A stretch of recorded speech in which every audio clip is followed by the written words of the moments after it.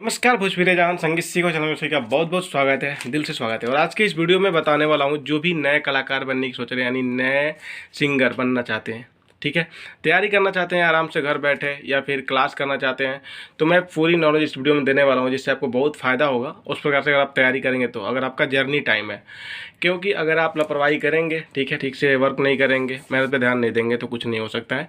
और क्या क्या आपको रूल अपनाना है, कैसे मेहनत करना है, इस वीडियो में बताने वाला हूँ। जैसे कि 4 क्वेश्चन आपके सामने हैं। संगीत क्लास करने से क्या फ़ायदा होगा, ठीक है। बहुत लोग मुझसे पूछते हैं कि भैया मैं संगीत क्लास किया नहीं हूँ, करूँ कि ना करूँ, या फिर मैं सीखा नहीं हूँ, ठीक है, इसके बारे में बात करूँगा मैं। दूसरा है सिंगिंग की तैयारी आप घर बैठे कैसे करें। अगर आपके पास कोई नहीं है और बहुत दूर मतलब कोई सीखने वाला सिखाने वाला है, तो नहीं पहुंच पा रहे हैं, तो वो भी मैं आपको बताऊंगा कैसे तैयारी करें। आप बहुत जल्दी आराम से तैयारी कर सकते हैं। दूसरा, स्टूडियो में कब जाना चाहिए। बहुत लोग होता है कि डायरेक्टली गाना लेते हैं और स्टूडियो में पहुंच जाते हैं, इससे भारी नुकसान होता है उन लोगों का।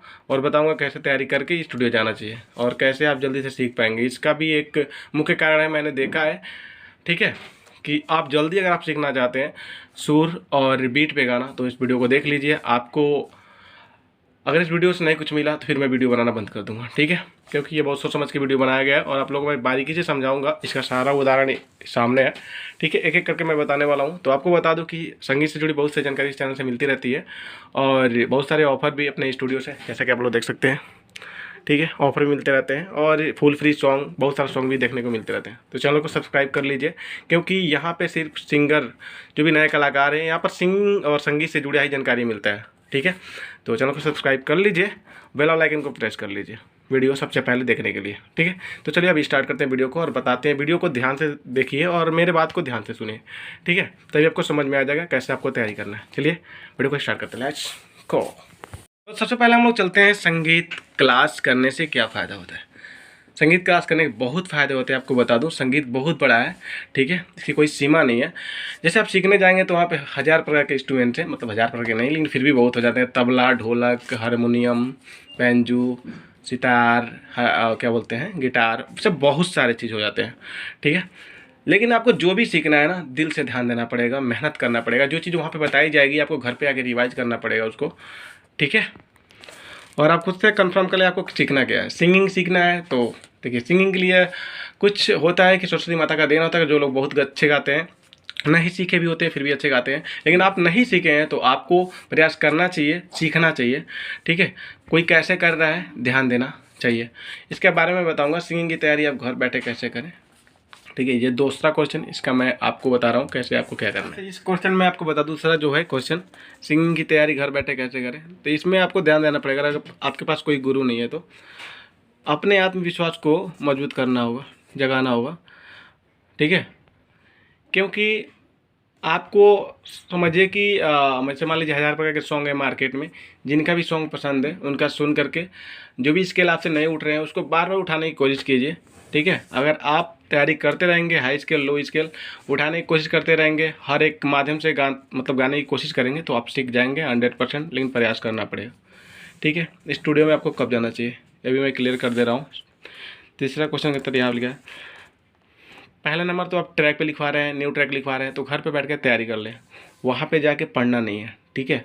क्योंकि म्यूजिक पे गाना होता है। अगर आप जब तक तैयारी नहीं रहेगा तो आप वहाँ पे का क ख ग तो पढ़ने जाएंगे नहीं, तो आपको ध्यान देना पड़ेगा, ठीक है। तो स्टूडियो जाने से पहले आप उसको तैयारी कर लें, ताकि अगर आप सुर भूल रहे हो तो स्टूडियो रिकॉर्डिंग कोई भी करने वाला हो बता देगा। लेकिन अगर आप कॉपी में लिखा हुआ बोलेंगे तो उसको थोड़ा सा दिक्कत हो जाता है, प्रॉब्लम हो जाती है कि आदमी क्या बताए।